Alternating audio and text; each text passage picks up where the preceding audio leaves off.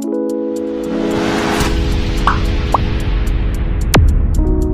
दोस्तों, मैं आर.के. सिंह आपके अपने YouTube channel NR science classes पे आपका स्वागत करता हूं।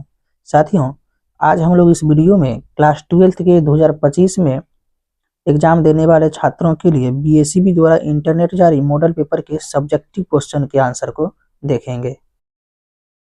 साथियों, 2025 के एग्जाम में भी आपके केमिस्ट्री के सब्जेक्टिव क्वेश्चन का मात्र 50% क्वेश्चन का ही उत्तर को लिखना है। जैसे कि आपके केमिस्ट्री एग्जाम में लघुत्तरीय प्रश्नों की संख्या कुल 20 है, तो उस कुल 20 प्रश्नों में से मात्र आपको किसी भी 10 प्रश्न का आंसर को लिखना होता है। तो चलिए साथियों, अब हम लोग इंटरनेट जारी मॉडल पेपर के सब्जेक्टिव आंसर को देखते हैं। साथियों, हमारा सबसे पहला क्वेश्चन है, विलयन की मोलरता एवं मोललता में अंतर स्पष्ट करें। अगर हम लोग साथियों निर्देश की बात करें तो यहाँ पे निर्देश में लिखा गया है, प्रश्न संख्या 1 से 20 तक लघुत्तरीय है, किन्हीं 10 प्रश्नों के उत्तर दे, प्रत्येक के लिए 2 अंक निर्धारित है। यहाँ पे साथियों आपके एग्जाम में 2 सेक्शन में क्वेश्चन पूछा जाता है। सबसे पहला सेक्शन हमारा सेक्शन ए होता है और दूसरा सेक्शन बी। सेक्शन ए में ऑब्जेक्टिव क्वेश्चन रहता है, जिसमें से आपको 12th में 70 ऑब्जेक्टिव में से मात्र आपको 35 ऑब्जेक्टिव को बनाना है। और ऑब्जेक्टिव के आंसर का भी सॉल्यूशन हम लोगों ने पिछले वीडियो में देखा है। जो लोग नहीं देख पाए हैं वो अवश्य जाकर ऑब्जेक्टिव के आंसर को भी देखें, जिसका लिंक इस वीडियो के डिस्क्रिप्शन में दे दिया गया है। और अब हम लोग इस वीडियो में सब्जेक्टिव के आंसर को देखते हैं। तो सब्जेक्टिव क्वेश्चन जो लघुत्तरीय प्रश्न है, इस लघुत्तरीय प्रश्न में टोटल 20 प्रश्न है। 20 में से किन्हीं 10 प्रश्न, कोई भी 10 प्रश्न का आंसर को हम लोगों को लिखना होता है। प्रत्येक के लिए हमें 2 मार्क्स मिलते हैं, जिसमें से हमारा सबसे पहला क्वेश्चन है, विलयन की मोलरता एवं मोललता में अंतर स्पष्ट करें। तो हमारा जो विलयन की मोलरता और मोललता में अंतर है वह निम्नलिखित है, यहाँ लिखा गया है। ऐसे तो बहुतों अंतर होते हैं, लेकिन यहाँ पे मात्र 2 नंबर का क्वेश्चन है, इसमें थोड़ा सा कम अंतर को लिखा गया है। जैसे कि हम लोग बात करें यदि मोललता को इंग्लिश में क्या कहते हैं, मोलिलिटी, और मोलरता को इंग्लिश में कहते हैं मोलेरिटी। तो मोललता और मोलरता में क्या अंतर है, तो सबसे पहले हम लोग दोनों के अंतर के लिए दोनों का डेफिनेशन लिख देंगे। मोललता किसे कहते हैं, तो किसी भी विलयन के 1 kg विलायक में घुले हुए घुल्ले के मोल संख्या को मोललता कहते हैं। और दूसरा है हमारा मोलरता। तो मोलरता किसे कहेंगे, सेम डेफिनेशन होगा, बस इतना ही अंतर है कि मोलरता जो है लीटर के लिए होता है। तो लीटर है तो यहाँ 1 kg है तो हम उसमें कहेंगे 1 लीटर, यहाँ विलायक है तो वहाँ कहेंगे आयतन, इसलिए लिखा गया किसी भी विलयन के 1 लीटर आयतन में घुले हुए घुल्ले के मोल संख्या को मोलरता कहते हैं। तो ये पहला अंतर हो गया कि किसी भी विलयन के 1 kg विलायक में घुले हुए घुल्ले के मोल संख्या को मोललता कहते हैं, और किसी भी विलयन के 1 लीटर आयतन में घुले हुए घुल्ले के मोल संख्या को मोलरता कहते हैं। दूसरा अंतर है कि मोललता को छोटी एम से सूचित किया जाता है और मोलरता को बड़ी एम से सूचित किया जाता है। अब इसे याद कैसे रखेंगे, तो इसे याद करने का ट्रिक है कि मोललता यह तोतलाता है, और अक्सर जो है प्रायः छोटा बच्चा तोतलाता है, तो छोटा तोतलाता है मतलब छोटी एम। और मोलरता, लड़ता कौन व्यक्ति है, जो बड़े लोग होते हैं वो लड़ते हैं। बड़े बड़े पैसे वाले लोग क्या करते हैं कि अगर कोई कम पैसे वाले इंसान है तो उससे लड़ने में हेजिटेशन, किसी तरह का दिक्कत नहीं होता है जल्दी। तो लड़ता का क्या, लड़ता कौन है, बड़ा। बस हम लोग ऐसे ट्रिक के लिए याद रखे हैं कि लड़ता कौन है, बड़ा। तो बड़ा व्यक्ति लड़ता है, इसीलिए बड़ी एम। तो मोलरता को बड़ी एम से सूचित किया जाता है और मोललता को छोटी एम से सूचित किया जाता है। इसके बाद हमारा तीसरा अंतर है कि मोललता का यूनिट अर्थात ऐसा यूनिट इकाई जो है मोल पर केजी होता है, और मोललता का ऐसा यूनिट मोल पर लीटर होता है। इसके बाद चौथा अंतर है कि मोललता पर ताप का प्रभाव नहीं पड़ता है, जबकि मोलरता पर ताप का प्रभाव पड़ता है। तो यह अंतर हो गया हमारा मोललता और मोलरता के बीच का। अब हम लोग नेक्स्ट क्वेश्चन को देखते हैं। नेक्स्ट नंबर 2 का क्वेश्चन है, मोलर चालकत्व को परिभाषित करें और उसकी इकाई लिखें। यहाँ पे क्वेश्चन है कि मोलर चालकत्व को परिभाषित करें और उसकी इकाई लिखें। मोलर चालकत्व, जब किसी विलयन में 1 मोल घुल्ले घुला हो, कितना, कोई भी विलयन हो, जब किसी विलयन में 1 मोल घुल्ले घुला हो तो उसकी चालकता को क्या कहेंगे, मोलर चालकता कहेंगे। सिंपल है बिल्कुल। किसे कहेंगे मोलर चालकता, यहाँ का परिभाषित करें मतलब परिभाषा लिखना है। मोलर चालकत्व या मोलर चालकता किसे कहते हैं, तो किसी भी विलयन में 1 मोल घुल्ले घुला हो तो उसकी चालकता को ही कहते हैं मोलर चालकत्व। या तो दूसरा भी डेफिनेशन होता है, किसी विलयन के 1 मोल आयतन की चालकता को मोलर चालकत्व कहते हैं। इसमें से कोई भी हम लोग याद कर लेंगे, किसी भी विलयन के 1 मोल आयतन, कितना, 1 मोल आयतन की चालकता को ही मोलर चालकता कहते हैं। इसी में था कि इसकी इकाई भी लिखे, तो इसका यूनिट जो है, यूनिट होता है सीमेंस सेंटीमीटर स्क्वायर पर मोल। मोलर चालकत्व का यूनिट क्या होता है, सीमेंस सेंटीमीटर स्क्वायर पर मोल। इसके बाद हमारा नेक्स्ट क्वेश्चन है, ब्राउनियन गति क्या है। ब्राउनियन गति क्या है। कोलाइडी कणों के टेढ़ी मेढ़ी गति को ही क्या कहते हैं, ब्राउनियन गति कहते हैं। एकदम सिंपल सा है, कोलाइडी कणों के टेढ़ी मेढ़ी गति को ही ब्राउनियन गति कहते हैं। और यह गति डीएम तथा डीपी के कणों के बीच असमान टक्करों के कारण उत्पन्न होता है। ब्राउनियन गति है क्या, तो कोलाइडी कणों के टेढ़ी मेढ़ी गति को ही ब्राउनियन गति कहते हैं। और यह गति उत्पन्न किसके कारण होगा, तो जो डीएम और डीपी है, डीएम डीपी के कणों के बीच जब असमान टक्कर होता है, तो असमान टक्कर के कारण उत्पन्न होता है ब्राउनियन गति। अब यहाँ पे डीएम और डीपी क्या है, डीएम का मतलब होता है डिस्पर्सन मीडियम, अर्थात परिक्षेपण माध्यम, और डीपी का मतलब है डिस्प्रेस्ड फेज, अर्थात परिक्षेपित प्रावस्था। नेक्स्ट क्वेश्चन है, निस्तापन एवं भर्जन में अंतर बताएं। तो आंसर में है कि निस्तापन और भर्जन में निम्नलिखित अंतर है। निस्तापन और भर्जन में क्या क्या अंतर है, तो एक तरफ है भर्जन और दूसरी तरफ निस्तापन। भर्जन जो है यह वायु की उपस्थिति में संपन्न होता है। भर्जन एक ऐसी प्रक्रिया है जो वायु के उपस्थिति में, और निस्तापन वायु के अनुपस्थिति में संपन्न होता है। पहला अंतर हो गया, पहला अंतर कि भर्जन वायु की उपस्थिति में संपन्न होता है, निस्तापन वायु के अनुपस्थिति में संपन्न होता है। दूसरा अंतर है कि भर्जन सल्फाइड अयस्कों के लिए प्रयुक्त होता है, जबकि निस्तापन कार्बोनेट और एक हाइड्रोक्साइड अयस्क दोनों के लिए प्रयुक्त होता है। खासकर यह प्रयुक्त होता है कार्बोनेट अयस्कों के लिए। तो दूसरा अंतर भी हो गया। तीसरा अंतर है कि भर्जन से SO2 गैस निकलता है और निस्तापन प्रक्रिया से CO2 गैस निकलता है। तो इस तरह से हम लोगों ने भर्जन और निस्तापन में भी अंतर देख लिया। अब नेक्स्ट क्वेश्चन है, संक्रमण धातु में अच्छे उत्प्रेरक का गुण प्रदर्शित करती है, व्याख्या करें। संक्रमण धातु में अच्छे उत्प्रेरक का गुण प्रदर्शित करती है, इसके कई कारण हैं। क्यों, तो क्योंकि संक्रमण धातुओं में रिक्त d ऑर्बिटल की उपस्थिति होती है। दूसरा बात कि संक्रमण धातुओं के पास परिवर्तनशील संयोजकता होता है।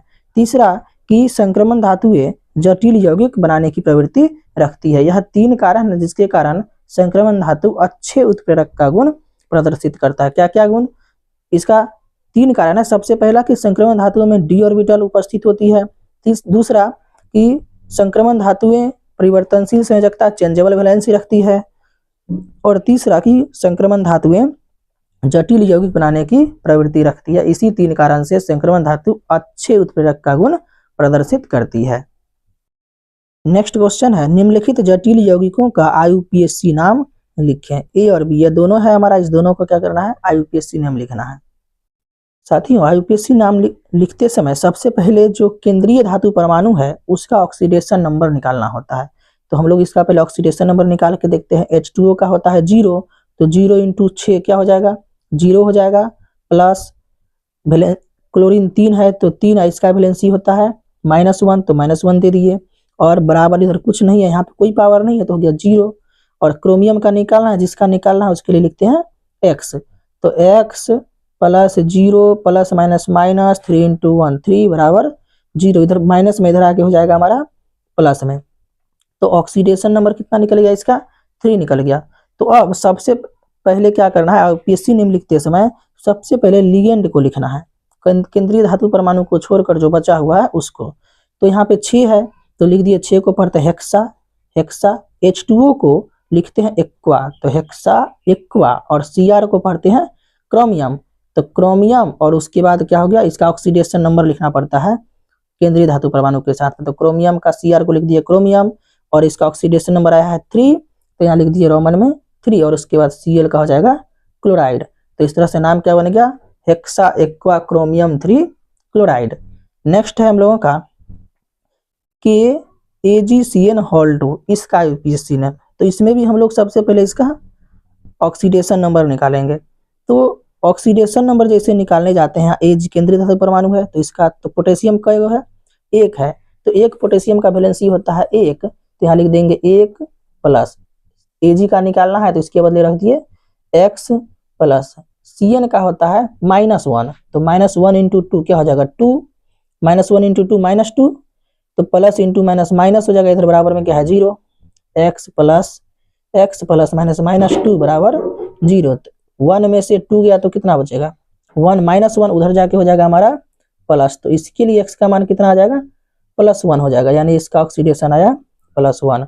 तो इसमें सबसे पहले क्या करना है, सबसे पहले अगर हमारा बड़ी ब्रैकेट के बाहर में कोई धनायन है तो पहले उसका नाम लिखना होता है, तो के का मतलब पोटेशियम, तो लिख दिए पोटेशियम।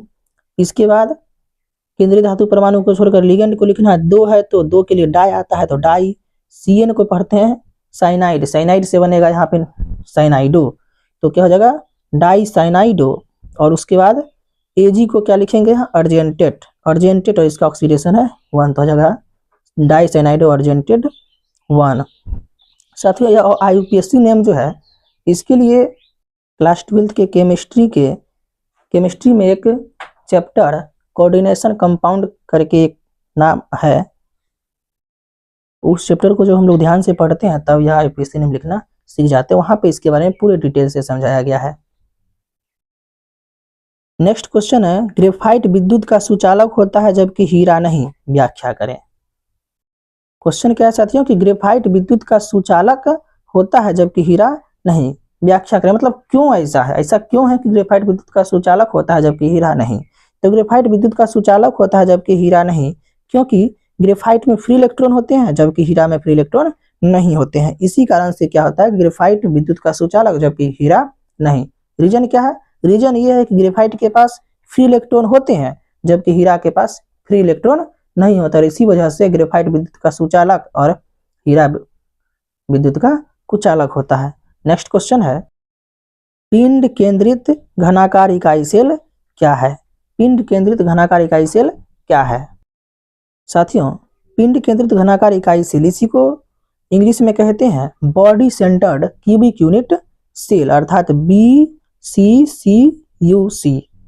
पहले B का मतलब बॉडी, दूसरे C का मतलब बॉडी सेंटर्ड, फिर इसके बाद C है, इसका मतलब क्यूबिक, उसका U का मतलब यूनिट और C का मतलब cell, body centered cubic unit cell. तो यह क्या होता है, ऐसा यूनिट सेल को हिंदी में क्या बोलते हैं एकाकोष्ठिका, ऐसा यूनिट सेल जिसके 8 कॉर्नर के अतिरिक्त एकाकोष्ठिका के बॉडी सेंटर्ड में भी परमाणु उपस्थित हो तो उसे क्या कहते हैं BCCUC, अर्थात पिंड केंद्रित घनाकार इकाई सेल कहते हैं। याद रहेगा पिंड केंद्रित ऐसा यूनिट सेल जिसके 8 कॉर्नर के अलावे बॉडी सेंटर्ड में भी परमाणु उपस्थित हो तो इसे ही कहते हैं पिंड केंद्रित घनाकार इकाई सेल। जैसा कि एक फिगर में यहाँ पे आपको दिखाया जा रहा है कि देखिए 8 कॉर्नर पर क्या है, 8 कॉर्नर पर परमाणु है, इसके अलावे यहाँ पे एक ये वाला जो है ये बॉडी सेंटर्ड में है, तो 8 कॉर्नर के अतिरिक्त जब बॉडी सेंटर्ड में भी परमाणु होता है तो ऐसे यूनिट सेल को ही पिंड केंद्रित घनाकार इकाई सेल अर्थात body centered cubic unit cell कहते हैं। नेक्स्ट क्वेश्चन है फेलिंग विलयन क्या होता है, इसका क्या उपयोग है। साथियों फेलिंग विलयन की यदि हम लोग बात करें तो फेलिंग विलयन होता क्या, इसके बारे में जानते हैं। CuSO4 विलयन में सोडियम पोटेशियम टारट्रेट का NaOH में मिलाने पर फेलिंग विलयन बनता है। कैसे बनेगा फेलिंग विलयन, CuSO4 अर्थात कॉपर सल्फेट के विलयन में जब सोडियम पोटेशियम टारट्रेट का NaOH में मिलाया जाता है तब इससे क्या प्राप्त होता है फेलिंग विलयन बनता है। तो इसीलिए कहा गया कि CuSO4 विलयन में Na मतलब सोडियम पोटेशियम टारट्रेट का NaOH में मिलाने पर फेलिंग विलयन बनता है। इसी में क्वेश्चन था कि इसका क्या उपयोग है, इसका उपयोग यूरिन में ग्लूकोज की जांच के लिए, फेलिंग विलयन का किसका फेलिंग विलयन का उपयोग यूरिन अर्थात मूत्र में ग्लूकोज की जांच करने में, चीनी यानी कि डायबिटीज रोग की जांच करने में, इसके अलावा एल्डिहाइड समूह की पहचान करने में इत्यादि कार्यों में फेलिंग विलयन का उपयोग किया जाता है। नेक्स्ट क्वेश्चन है निम्नलिखित के IUPAC नेम लिखें। साथियों यहाँ पे IUPAC नेम लिखने के लिए कहा गया है और 2 क्वेश्चन है IUPAC नेम के लिए। और IUPAC नेम लिखते समय सबसे पहला बात ये ध्यान देना कि उसमें फंक्शनल ग्रुप कौन सा है, इसके अलावे सब SC और MC का चयन करना है। SC मतलब सेकेंडरी चेन और MC मतलब मेन चेन। तो साइड चेन, सेकेंडरी चेन और मेन चेन, इन दोनों का चयन करके सबसे पहले साइड चेन वाले का नाम लिखते हैं, उसके बाद मेन चेन वाले का। तो जो हमारा साइड चेन या सेकेंडरी चेन है, इसमें यहाँ पे हमारा OH है, तो इसका स्थान को भी लिखते हैं। तो OH कितने नंबर पे है, दोनों तरफ से गिनेंगे तो 2 ही नंबर पे आएगा। हालांकि रखना होता है जिधर से कम नंबर पे आ जाए वो वाला संख्या। तो इसमें तो हम किधर से भी गिने, लेफ्ट से या राइट से, तो दोनों तरफ से हमारा क्या हो जाएगा, 2 ही नंबर पे आ रहा है। तो 2 नंबर पे है तो 2OH को लिखते हैं हाइड्रोक्सी, तो 2 हाइड्रोक्सी। और इसके अलावा इसमें जो मेन चेन हमारा ये वाला है, इसमें कितने कार्बन है, 3 कार्बन है। तो 3 कार्बन के लिए क्या आता है, प्रोप। प्रोप से एल्केन समूह, मेन चेन में तो हमेशा एल्केन समूह होता है, तो प्रोप से एल्केन का क्या बनेगा, प्रोपेन। और COOH लगा हुआ है तो इसके लिए जुटता है ओइक, तो क्या हो जाएगा, प्रोपेन प्लस ओइक यानी बनेगा प्रोपेनोइक। उसके बाद एसिड लग गया, प्रोपेनोइक एसिड। तो नाम क्या हो गया, 2 नंबर पे था तो 2OH था तो हाइड्रोक्सी, 2 हाइड्रोक्सी प्रोपेनोइक एसिड। इसके बाद नेक्स्ट क्वेश्चन है CH3 CH2 COOO CH3, इसका नाम। इसमें साथियों यदि हम लोग बात करें तो ये हमारा साइड चेन हो जाता है, सेकेंडरी चेन यानी SC। बाकी ये सब हमारा क्या है, MC है। और इसमें जो है COO आ गया है, यहाँ पे CO और इधर भी O, तो COO मतलब कौन सा समूह हो गया, एस्टर समूह। तो एस्टर समूह में क्या जुटता है, OH जुटता है। एस्टर समूह के लिए क्या जोड़ेंगे, OH। तो सबसे पहले साइड चेन का रखते हैं, तो साइड चेन का स्थान कितने नंबर पे है, 1 नंबर पे। 1 नंबर पे तो 1 को लिखना नहीं पड़ता है, तो 1 कार्बन है तो 1 कार्बन से क्या बनेगा, मेथ। और साइड चेन में जुटता है आइल, तो क्या बन जाएगा, मिथाइल।